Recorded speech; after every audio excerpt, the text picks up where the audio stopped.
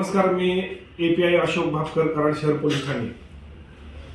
कराड शहर परिसरात गेल्या 6 महिन्यात मोटरसायकल चोरीचे प्रकार वाढत होते.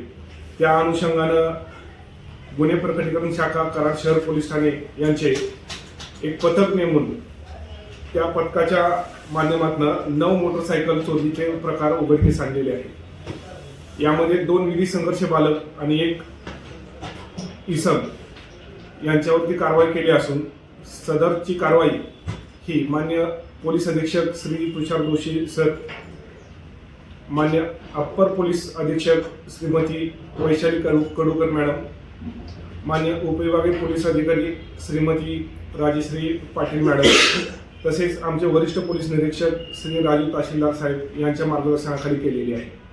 कराड आणि परिसरातील लोकांना आमची विनंती आहे की आपल्या परिसरात अशा संशयास्पद मोटरसायकल किंवा संशयास्पद इसम जे मोटरसायकल चोरी किंवा अन्य चोरीचे प्रकार करणारे आहेत असे आपल्याला दिसत आहे, अशाबाबत तात्काळ पोलिसांना माहिती कळवावी.